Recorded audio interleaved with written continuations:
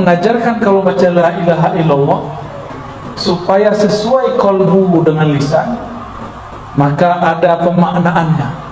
La ilaha itu nafi, menolak selain Allah. Illallah, hanya menerima Allah semata. Nah, ini tips. Jadi kenapa nih kita kalau zikir la ilaha illallah nggak ada rasanya? Karena tidak mengikuti teknik ayat kursi. Nah, ini teknik ayat kursi. Sebelum baca la ilaha illallah, sebut dulu nama Allah di qalbu. Berangkat dari zikir munafik menjadi zikir mukmin. Qalbu ini terganggu kalau mata melihat. Maka kalau zikir, kata Nabi, ghammid ainaik, wahai Ali, pejamkan matamu. Jadi kalau zikir, mau subhanallah, mau alhamdulillah, mau Allahu akbar, apalagi la ilaha illallah, pejam mata ya.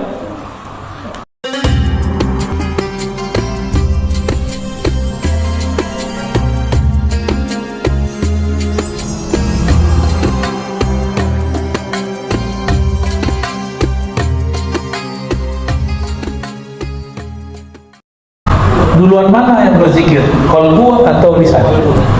Qalbu. Itu mukmin namanya. Tapi kalau duluan lisan, nah itu namanya munafik. Oleh karena itu, kalau baca la ilaha illallah harus bersamaan qalbu dengan lidah. Bahkan mulai dari qalbu. Saya lihat ini ada foto Syekh Fadil ya, Said Fadil. Pernah menginjakkan kaki di sini? Ya? Pernah ya? Beliau zuriat Syekh Abdul Qadir Jilani dan yang menyelamatkan karya-karya Syekh Abdul Qadir Jilani. Ya, salah satu pemegang sanad kitab-kitab beliau lah ya. Syekh Abdul Qadir Jilani itu keturunan Sayyidina Ali.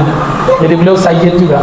Maka disebut Sayyidi Syekh atau Sidi Syekh. Dan ajaran beliau yang paling dikenal adalah ajaran la ilaha illallah, baik zikirnya keras ataupun lembut. Maka sekarang dimanapun di dunia, kalau ada orang zikirnya sedikit keras, la ilaha illallah, itu pasti murid-murid daripada orang yang bersanad bersilsilah kepada Syekh Abdul Qadir Al-Jilani ya. Syekh Abdul Qadir Jilani mengajarkan kalau baca la ilaha illallah supaya sesuai qalbu dengan lisan, maka ada pemaknaannya. La ilaha itu nafi, menolak selain Allah. Illallah, hanya menerima Allah semata. Ya. Duluan mana? Menolak atau menerima? Coba buka ayat kursi. Allahu la ilaha illahu. Allah dulu baru la ilaha illahu. Allah itu isbat, kita tetapkan dulu nama Allah di qalbu, baru baca la ilaha. Ilaha dengan pikiran. Maka kalau orang belajar zikir dalam thariqah, itu pasti la ilahanya diarahkan ke pikiran. La ilaha, itu kan? Itu rahasianya begitu. Karena pikiran ini bisa mikir banyak. Kalau qalbu nggak bisa banyak, qalbu cuma satu. Qalbu hanya mampu memikirkan satu, hanya mampu mengarah kepada satu, nggak bisa dua ya. Tidak ada dua qalbu di satu dada, nggak ada ya. Nah ini tips. Jadi kenapa nih kita kalau zikir la ilaha illallah nggak ada rasanya? Karena tidak mengikuti teknik ayat kursi. Nah ini teknik ayat kursi. Sebelum baca la ilaha illallah, sebut dulu nama Allah di qalbu. Allah, Allah, Allah. Isbatkan dulu, tetapkan dulu nama Allah di qalbu. Baru baca la ilaha, dihunjam lagi ke tempat qalbu yang tadi baca Allah. Illallah. Kalau nur ketemu nur, disebut nurun ala nur. Nama Allah itu cahaya. Kita masukin lagi nama Allah, cahaya lagi. Cahaya berlapis-lapis cahaya. Kira-kira begitu. Ini tips supaya berangkat dari zikir munafik menjadi zikir mukmin. Zikir munafik jadi zikir mukmin. Ya. Qalbu ini terganggu kalau mata melihat. Maka kalau zikir, kata Nabi, ghammid ainaik, wahai Ali, pejamkan matamu. Jadi kalau zikir, mau subhanallah, mau alhamdulillah, mau Allahu akbar, apalagi la ilaha illallah, pejam mata ya. Ustaz, Buya, Syekh, saya kalau zikir pejam mata tambah banyak yang kelihatan. Wah, berarti belum isbat nama Allah di kolbu. Ya. Kenapa ada namanya titik-titik zikir? Untuk memfokuskan kolbu, untuk membatasi pikiran yang melayang-layang. Maka ada namanya titik-titik zikrullah. Ya, kita ini kalau jalan nggak pakai GPS, bingung mau kemana. Maka teknik diambil dari titik pusat, dibawa ke umur itu, semua itu namanya GPS, la ilaha illallah. Ya, nikmati, jangan bilang ini kayak bid'ah, jangan begitu. Ya, orang sudah nangis zikrullah, kita masih mikir. Ya. Satu kali Nabi bercerita, nanti kelak di akhir masa, yaitu hari kiamat, pada masa hisab dan mizan, ada seorang hamba dalam track record hidupnya tidak pernah berbuat baik secara zahir. Ketika dihisab, semua laporannya disebut sijilat, lembaran-lembaran laporannya semuanya maksiat.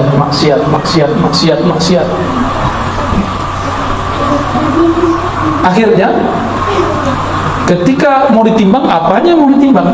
Semuanya maksiat. Sepanjang mata memandang laporan, semuanya maksiat.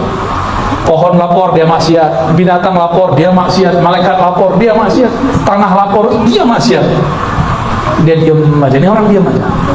Di dalam hatinya menyimpan satu rahasia. Ya.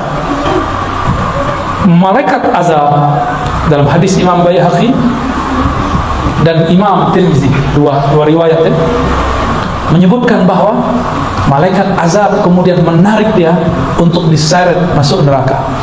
Maka dirantailah orang ini dengan rantai yang sudah disiapkan oleh malaikat azab. Tapi belum rantainya itu sampai, tiba-tiba Allah berkalam, wahai malaikatku yang sedang bertugas, ada satu hal yang belum kalian periksa, satu hal yang belum kalian timbang. Apa itu? Bedah isi dadanya, bedah isi kolbunya. Lalu malaikat pun membedah kolbunya, dikeluarkan ternyata jantungnya berdenyut menyebut nama Allah, Allah, Allah, Allah, begitu. Di riwayat Imam Tirmizi, itu jantungnya, kolbunya membaca la ilaha illallah, dan itu tertulis, ada nur di dalam kolbunya. Apa kata Allah? Tuh, catat, timbang. Dicatat oleh malaikat, ditimbang. Bahkan di riwayat itu dikatakan kolbunya diambil, jantungnya diambil, lalu langsung timbang. Apa yang terjadi?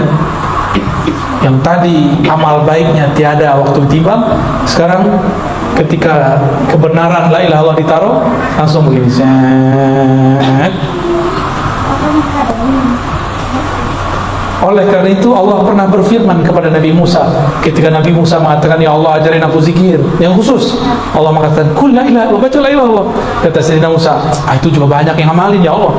Jadi ternyata Nabi Allah itu udah kayak teman ahlullah, keluarganya Allah, udah kayak teman. Ya Allah, ini kan udah biasa, ono tetangga juga baca la ilaha illallah gitu. Ya, sama manjaan dengan Allah Subhanahu wa ta'ala. Lalu apa kata Allah? Musa, timbang langit dan bumi dengan kalimah la ilaha illallah. Itu masih berat kalimah la ilaha illallah. Maka Nabi Musa langsung sukut, langsung diam. Itu malaikat sama kayak Nabi Musa awalnya, nggak tahu. Ketika ditimbang, semua kesalahannya hilang. Masuk surga neraka? Masuk surga. Karena ternyata di dalam darahnya mengalir lafaz la ilaha illallah. Di sini Kiai ada zikir jamaah ya, la ilaha illallah ya. Ya? Tekian ya? Tekian dari jalur Madiun. Kiai Ansari. Oh, sama Opik berarti ya? Sahabat saya Opik. Beberapa bulan lalu beliau mengabarkan saya, itu mursyid saya ya, Abah Ansari ya. Jalurnya ke Kiai Usman ya, Ishaqi ya, ketemu sanad kita di atas. Orang kalau mengerti sanad, dia bersaudara, maka kita bersaudara. ketemu di Syekh Ahmad Khatib Sambas, ketemu di Syekh Nawawi Al-Bantani, ya, ketemu di Syekh Maulana Khalil Bangkalan, ketemu di Syekh Hashim Asy'ari, ketemu. Jadi ahlul ilmi, orang-orang yang berilmu, mengerti sanad, mengerti silsilah, dia bersaudara. Orang bersaudara ya tekar-tekar dikit ya di Islam, ya, nggak boleh dipanas-panasin. Anak-anak ini dia biarin dengar aja, kalaupun dia berisik, dia belum ngerti apa yang kita omongin, ya apa-apa. Nanti mereka dapat berkahnya. Saya kan dulu kayak mereka, ya, bengong, ini ngomong apa sih, tapi dengerin aja. Tapi sekarang saya paham yang diomongin orang dulu, ya. Umur berapa deh? Lupa umur deh. 12. Saya umur 12 sudah belajar tarekat samania. Ya, sudah tahlil udah hilang. Kalau tahlil saya nggak ada lagi sama badan saya. Seumur dia. Tarekat Samaniyah, Qadiriyah, Khalwatiyah. Tarekatnya Abah Guru Sekumpul. Ya. Ketemu sanadnya nanti di Syekh Abdul Somad dan Syekh Arsyad Al-Banjari, Abdul Somad Palembani, Syekh Arsyad Banjari. Ketemu lagi di atasnya Syekh Muhammad bin Abdul Karim As-Sam'ani, ya, Al-Madani di Madinah. Seumuran dia, Pak. Saya bilang ke bapak saya, jadi bapak saya itu nyimpan buku-buku tasawuf, buku akidah, buku-buku unik lah, disimpan di suatu lemari. Bapak saya bilang, jangan baca buku ini. Kalau cowok-cowok yang penasaran kayak saya dilarang begitu gimana? Coba-coba kepo. Saya carilah itu kunci, ketemu, kita buka kuncinya. Dulu saya hobi baca komik, jadi seumuran kalian saya baca komik. Tapi saya bosan baca komik. Ini komik apa aja dulu saya baca. Jadi kalau ada anak-anak senang komik, itu bagus, ya. Tapi harus diarahin. Dari komik saya berpindah kepada buku kisah para sahabat. Saya masih ingat kalau saya punya buku kisah Sayyidina Ali dan Sayyidina Khalid, buku tebal. Lalu ada kisah-kisah para nabi, ada 100 nabi, bukan hanya 25. Lalu ada kisah para sahabat, 60 sahabat. Dulu saya baca waktu saya masih kecil, ya. Karena anak ini ada satu materi Kiai yang kurang kita ajarkan, materi kisah-kisah nabi, para wali, para sahabat. Ini wajib diajarkan karena salah satu metode Qur'ani adalah metode qasas, waqsusil qasas. Maka sahabat-sahabat betah bersama Nabi karena Nabi sering bercerita. Dia nggak hanya menonton, membaca, berpikir, dia harus punya imajinasi. Kalau kita mengatakan suatu hari, itu dia malah langsung melayang itu kemana-mana. Ini bapak-bapak ini sama. Saya ini kan dulu nggak suka maulid karena orang ke maulid cuma baca, nggak ngerti isinya. Pas ceramah, kiainya nggak jelas ngomong apa. Terus sekali saya ketemu ada kiai, ketika dia maulid, dia berkisah. Wah, ini yang benar nih, yang berkisah. Kita terbawa ke alam sana. Maka itu yang saya tekuni. Ketika musim-musim maulid, musim Isra Mi'raj, kita berkisah tentang Nabi dengan riwayat yang tentunya bisa dipertanggungjawabkan. Ini saran saya untuk para kiai, para ustaz. Jangan banyak teori, jangan banyak menggurui, banyakin berkisah. Ya. Jangan langsung, ayo sholat, jangan judi mulu, ya. Itu namanya menggurui, ya.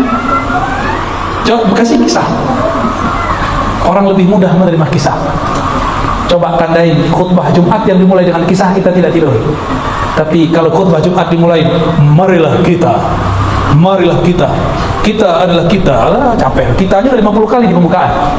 Telinga kita kan bosan dengerin kita tidur aja, kita tidurlah kita. Ya, maka saya menghimbau sesama dai, sesama muallim, sesama guru, kalau khutbah mari berkisah. Ya. Jangan marah-marah mulu kalau khutbah, ya. Hiburlah kalbu murid.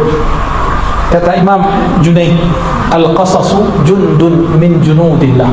Kisah-kisah itu adalah tentara dari tentara-tentara Allah. Itu tentara Allah itu hanya virus doang. Tentara Allah juga kisah. Maka berkisahlah. Yang sudah jadi guru dalam seminggu itu kalau perlu ada 3 kali berkisah, maka antum akan jadi guru yang dirindui murid. Coba ya, pasti dirindui murid. Ya, saya masih ingat saya merindukan guru saya yang setiap kali masuk dia berkisah. Itu guru agama. Karena guru agamanya benar-benar ngerti, dia bisa baca kitab segala macam. Mari berkisah, ya. Nah, kembali ke, dan ini Nabi mengisahkan masa depan. Kok bisa Nabi mengisahkan masa depan? Ternyata Nabi itu adalah seorang traveler. Apa arti traveler? Penjelajah, time traveler, ya, penjelajah waktu. Kok bisa? Kalau di film-film kan ada mesin waktu. Itu mah terlalu ngayal. Allah berfirman, "Ana dahru," akulah sang waktu. Maka mendekatlah kepadaku. Kira-kira begitu kalau dimaknain, ya. Aku akan bawa engkau jalan kemanapun engkau mau. Itu kalau dimaknain. Dibawa ke masa lalu, dibawa ke masa depan. Itu biasa kalau kekasih-kekasih Allah itu biasa, ya. Jadi apabila seseorang memasukkan nama Allah di kalbunya, maka dia akan mendapatkan seperti yang dikisahkan Nabi Sallallahu Alaihi Wasallam. Kalbunya menjadi berkualitas. Para guru, para ustadz, saya lihat ada beberapa ustadz. Kenapa kata-kata kita tidak mengena di kalbu murid? Karena di kalbu ini nurnya belum hidup, materinya belum berat. Untuk membuat dia berat dan membuat senjatanya tajam, maka asahlah dengan kalimat la ilaha illallah. Itu dia akan tambah tajam. Jika ada tabir penghalang, dia akan robek. Jika ada kalimah yang keluar, kalimahnya akan menjadi berat dan tembus langsung ke dalam kalbu, ya. Maka saya memperhatikan guru-guru yang ahli zikir, kata-katanya sederhana tapi tembus ke dalam kalbu. Padahal yang dia katakan sama seperti yang dikatakan orang lain. Tapi kenapa ketika guru ini ngomong, kok enak di kalbu? Ternyata dia kalbunya penuh isi. Maka ketika dia menembakkan kalam-kalam, di situ ada isi kalimatullah, ya, masuk ke dalam kalbu kita, menjadi sesuatu energi yang luar biasa. Inilah yang membuat kita itu kecanduan ikut pengajian. Kan ada yang ikut pengajian, oh nggak enak, nggak mau kelihatan. Ada yang ikut pengajian, emang dia butuh, dia rindu. Karena dalam kalam-kalam guru yang kalbunya bercahaya, itu ada penerang kalau kita masuk. Di dalam kalamnya ada sesuatu rahasia yang berat. Jika masuk ke dalam kalbu kita ikut menjadi berkualitas. Kita ini sering nabung duit, benar ya? Benar. Orang kalau banyak tabungannya bisa bagi-baginya. Bisa bangun rumah? Bisa beli apa aja? Sama. Orang kalau sering nabung kalimah Allah di kalbu, dia punya tiket khusus kepada Allah, ya. Dia mau apa aja, tinggal tabungan nama Allahnya dia pakai, ya. Itu sebabnya aulia-aulia Allah ini la khaufun alaihim wa lahum yahzanun, enggak ada rasa takut. Qulubu auliyaillah bunukul asma wal af'al was sifat, ya. Bunuk, apa arti bunuk? Jamak dari bank. Kalbunya para wali adalah banknya nama, sifat dan af'alnya Allah, ya. Orang-orang yang sudah jadi kekasih Allah, dia nabung nama. Karena kalbunya sudah menjadi bank nama Allah, maka dia bisa bagi-bagi nama, ya. Bahkan ada yang lebih dari sekedar bank, dia menjadi seperti orang-orang yang kaya yang sudah bingung duitnya mau diapain, bagi-bagi aja, distributor, terus dibagi ke siapa aja. Jadi kalau orang mulai bekerja umur 20-an, umur 30 udah nanjak karirnya, umur 40 sudah sukses, benar? Udah mapan biasanya. Kalau dia kerjanya umur 20, kalau dia mulai kerja sebelum umur 20, umur 30 sudah mapan. Sama, orang yang melatih kalbunya sebelum dia dewasa, belum dia tua, dia sudah matang. Itulah Sayyidina Ali. Sayyidina Ali umur 8 tahun sudah dimasukkan nama Allah dalam kalbunya. Maka ketika beliau masih sangat muda, beliau sudah menjadi gurunya para sahabat.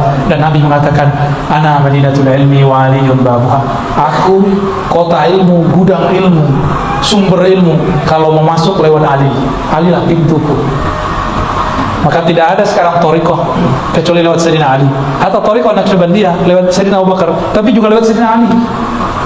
Sanad sahihnya lewat Sayyidina Ali, sanad ruhaninya lewat Sayyidina Abu Bakar. Karena kalau pakai sanad Sayyidina Abu Bakar ada tiga riwayat terputus secara jasad, tapi terhubung secara rohani. Namun kalau lewat Sayyidina Ali ada 2 cabang dan dua-duanya muttasil, nyambung. Ya, kalau dalam ilmu hadis terputus lemah, tapi dalam ilmu tasawuf jika nyambung secara rohani dia tidak lemah, malah tambah kuat. Ditambah sanad yang tersambung kepada Sayyidina Ali. Inilah beruntungnya kita. Jadi Bapak Ibu, ini rahasia kita aja ya, walaupun ada yang rekam ya. Ahlus sunnah itu jangankan ilmu yang besar, Al-Quran yang banyak itu ayatnya, satu kalimat la ilaha illallah aja ada sanadnya. Satu kalimat la ilaha illallah ada sanadnya. Bahkan dipecah kalimat huwa itu ada sanadnya. Hu Allah ada sanadnya. Zikir hayy ya hayyu ya qayyum itu ada sanadnya semua. Apalagi Quran, apalagi sholat, apalagi ilmu ma'rifat, bersanad semua. Gak ada yang bersanad kita. Saya jenggot aja ada sanadnya nih Pak. Kenapa saya berjenggot sedikit Pak? Enggak sepanjang Bapak itu ya. Sepanjang Bapak itu jenggot saya jadi ke timur la syarqiyah wala gharbiyah deh. Enggak ke timur ke barat, enggak jelas ya. Susah bisa punya serapi itu tuh ya. Ini jenggot saya pertahankan karena dulu kita dalam ijazah guru saya jarang berjenggot, tapi giliran memuridkan hadis jenggot beliau panjangkan sedikit. Karena ada namanya ijazah al-musalsal bi qabdil lihyah. Ijazah hadis sebagaimana dulu Nabi pernah memegang jenggotnya. Lalu Nabi ngomong, maka guru saya menyampaikan hadis itu sambil memegang jenggotnya, walaupun cuma jenggotnya dikit. Itu ada sanadnya. Nanti minta ke guru Jailani ya. Setelah Abuya Ahmad Syarwani wafat, itu salah satu pemegang sanadnya adalah guru Jailani. Minta ke sana, sanad musalsal namanya. Mohon diagendakan Ustaz. Beliau ini terlalu tawadhu, nggak mau pamer-pamer sanad. Ya, saya baru ngambil sanadnya. Mungkin saya yang pertama ngambil sanad dari luar ya. Dan saya deklarasikan diri saya murid beliau. Ya, tolong diterima saya jadi murid Pak Kiai. Saya mau begitu ya. Dan itu tidak membuat diri saya hina. Jadi kita kalau jadi murid orang justru itu menambah kemuliaan rohani. Kalau sebagian orang kan gengsi, masih muda gitu. Itu nggak sopan tuh ngomong begitu ya. Jadi jenggot ini ada syaratnya Pak. Hampir kalau celana nggak ada syaratnya. Nih bilah ini ya. Kalau ini ada syaratnya. Tasbih aja ini ada syaratnya. Ini ada syaratnya. Jadi nggak ada kita punya amal kecuali kita bersanad lah dituduh bid'ah. Dia bilang wirid pagi sore kita bid'ah. Dia bilang zikir ba'da sholat kita tahlil kita bid'ah. Kan lucu. Nabi ngomong syariat Islam yang paling mudah kamu kerjakan la yazalu lisanuka ratban bi dzikrillah. Lisanmu senantiasa sibuk basah menyebut nama Allah. Di akhir surat Al-Jumu'ah, di mana ayatnya? Gimana ayat? Wa idza qudiyatis shalah fantashiru. Ya, terus ya, kawan kita pakai ayat itu dalil untuk membatalkan zikir pada sholat. Kan kacau itu Pak. No, ayatnya apabila selesai sholat Jumat maka langsunglah kamu bertebaran mencari rezeki Allah. Ya salam, kalau mau berdalil jangan pakai terjemahan ya. Kita mentafsir saja itu ada sanadnya, disebut tafsir bil ma'thur. Gak boleh asal-asal ngomong. Jika selesai sholat fantashiru maka bertebaranlah, ini dalil bahwa pada sholat gak boleh berzikir, bid'ah mimpin zikir. Kata kawan, kita tanya sama dia, boleh gak mentakwil, mentaksir dengan ro'yu dan akal pikiran? Oh gak boleh. Kita tanya balik, kamu tahu tafsir itu dari mana? Oh itu dari teksnya. Berarti dia pakai akal-akalan. Yang ngerti makna ayat ini siapa? Rasulullah Sallallahu Alaihi Wasallam. Rasulullah pada sholat Jumat langsung bertebaran atau zikir dulu? Zikir dulu. Tapi ada dua riwayat yang berbeda. Sayyidah Aisyah punya riwayat, beliau tinggal di rumah. Kata Sayyidah Aisyah, Nabi kalau ada sholat baca istighfar lalu Allahumma anta salam dan balik. Kata Sayyidah Aisyah.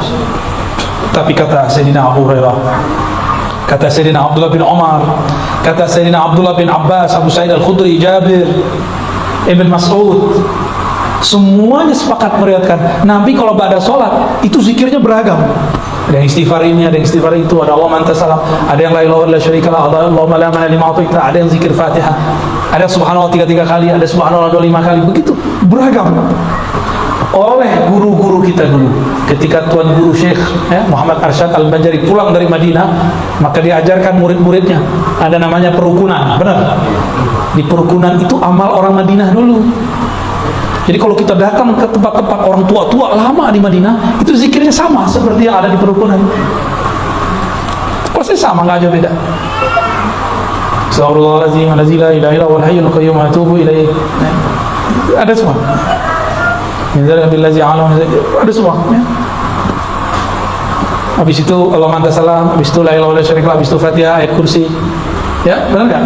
Habis itu surah Al-Imran ya. Inna dina indallahil Islam. Habis itu baru tasbih 33, alhamdulillah 33, Allah akbar 33, tahlil. Ditutup dengan asyhadu an la ilaha illallah syarikalah, ilahu wahidun wa rabbana syahidallah. Semuanya itu amalan mereka semua. Dulu diamalkan oleh orang Madinah.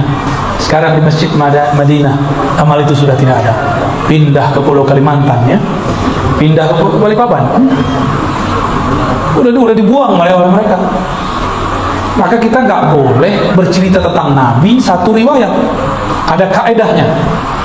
Jika riwayatnya tentang isi rumah tangga, amal Nabi di dalam rumah, maka riwayat istri-istri Nabi lebih sahih.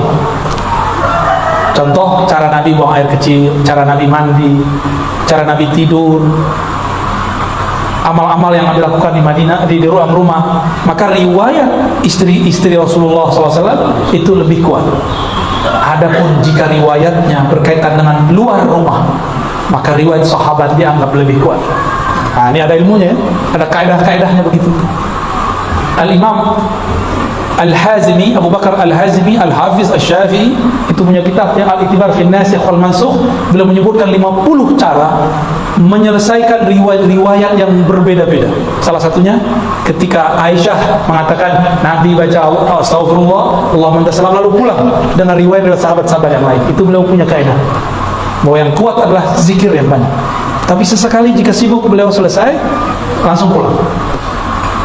Ya. Kalau orang sering menyebut-nyebut nama Allah, maka nama Allah itu menjadi kredit, menjadi kekuatan, menjadi tabungan dalam kolbunya.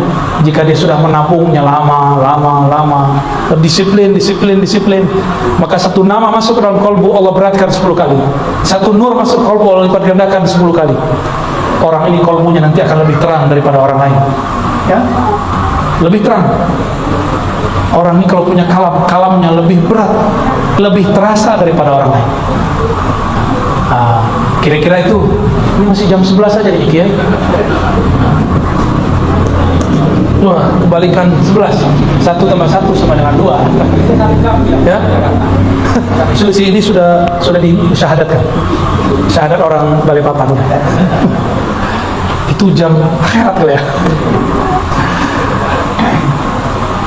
Terakhir ada satu hadis Nabi SAW mengatakan, ketika aku naik ke alam malaikat, disebut malakut, tiba-tiba aku mendengar ada malaikat berzikir. Ya? Apa zikirnya? Subhana rabbiyal azim wa bihamdi. Ada lagi subhanallahil azim, subhanallah bihamdi, subhanallah azim. Itu diulang-ulang. Subhanallah, diulang-ulang terus. Jadi ternyata ada malaikat dari awal dicipta zikirnya satu aja. Subhanallah bihamdihi, subhanallahil azim. Itu jadi zikir kita kan? Itu zikir malaikat di alam malakut, di alam malaikat. Malaikat itu nggak minum ini, minumannya zikrullah.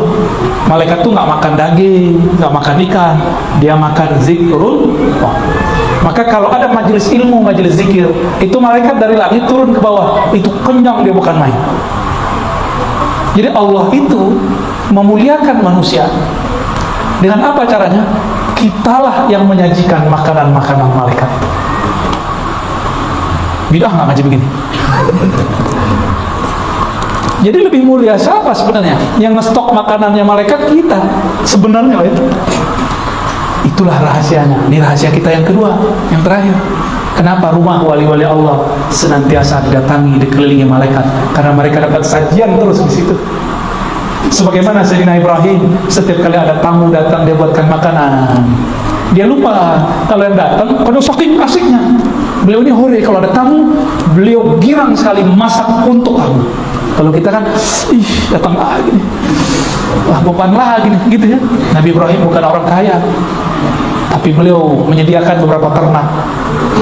Kalau ada tamu datang, dia gulai, dia kemuliin, kira-kira gitu loh sekarang ya. Beliau langsung masak dengan tangannya. Ternyata satu kali yang datang 3 orang itu bukanlah manusia. Sudah dihidangkan nasi, makan, kebuli, kira-kira begitu. Nggak ada sentuh. Malaikat minat nggak sama nasi? Minat nggak sama gandum? Minat nggak sama daging? Sama janda aja dia nggak minat, sama gadis aja dia nggak minat. Itu malaikat. Kalau kita mah minat-minat aja kan, karena kita bukan malaikat. Karena belum asik, di situ baru sadar. Jadi rutinitas kita kadang membuat kita terhalang daripada memandang rahasia-rahasia. Maka saya apresiasi siang-siang bolong begini, jam kerja masih pada datang ke majelisnya. Gak ngantuk-ngantuk lagi, tidur lagi ya. Aji, itu ruh antum tuh yang bawa sini tuh. Ya, kalau ngeruhnya nggak hidup nggak mungkin datang siang-siang begini. Kalau orang yang akalnya lebih kuat dia ngomong, ngapain sih siang-siang bolong ngaji? Ini yang punya Darul Ihsan ini aneh nih. Pasti gitu ngomongnya. Ya, saya sibuk, enakan tidur kan jam segini. Habis makan enakan tiduran ya. Ya, molor. Enakan rebahan. Ya. Tapi ruh kita mengajak yang lain. Nah, orang-orang seperti ini didatangi malaikat. Ini amalan Nabi, amalan malaikat. Malaikat mau tugas mau menghancurkan kaum Bani Lut. Nabi Lut itu masih anak pamannya Nabi Ibrahim. Maka ini malaikat nih, malaikat loh, malaikat Jibril, pemilik jenderal bintang 4-nya malaikat, turun sowannya sama Nabi Ibrahim, sowan dia. Maka ini sunnah, kalau kita sampai di satu negeri, satu kampung, kita bilang kepada orang yang membawa, bawa saya kepada kiai tua, kiai sepuh, ulama bersanad. Ini sunnah. Ya, terima kasih tadi panitia ya sudah membawa saya kepada Kiai Jailani, ya, pewaris sanadnya Kiai Ahmad Syarwani dan anak-anak beliau tadi, ponakan beliau tadi. Ya, Al-Banjari tadi namanya. Syukran. Semoga pesantren ini dapat keberkahan Kiai. Ya, amin.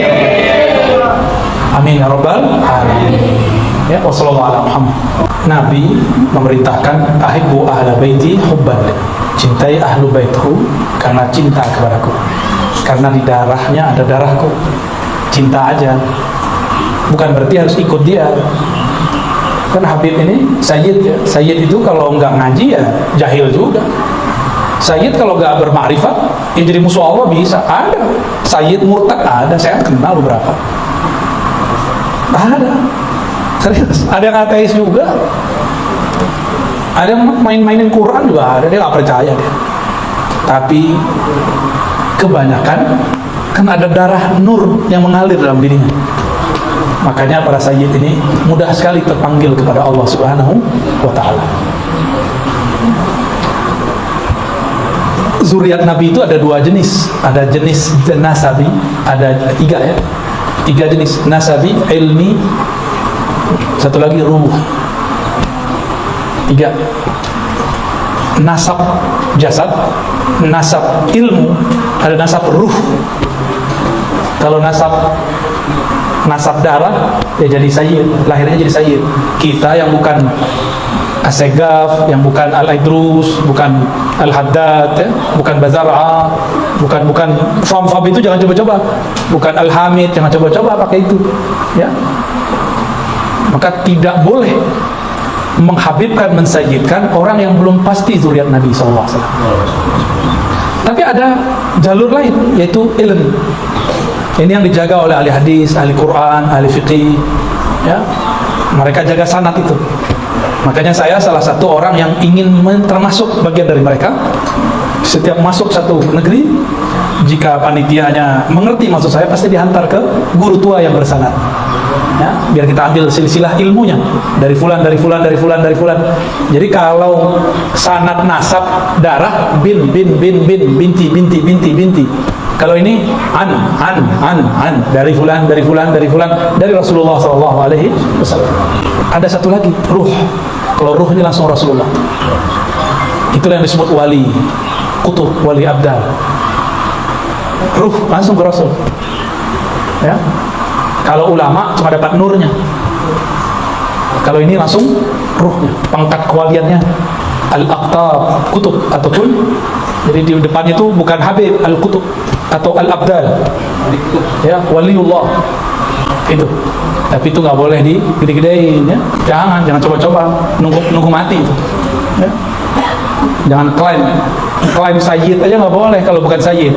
Apalagi klaim wali para belum jadi wali. Wali ngerti dia wali. Ya tahu dia pengangkatan dirinya, tahu dia. Wali kota jadi angkat, ya. Masa waliullah nggak diangkat? Nggak ngerti ilmu kewalian, usut. Oh, semua orang beriman wali. Itu wali am. Ada wali khas, wali yang spesial.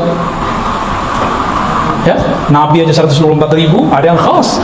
Para Rasul 313, ada khawasul khawas 25, ada khawas-khawasnya lagi 5. Ada pemegang semua khawas ya satu, Sayyidina Muhammad sallallahu alaihi wasallam.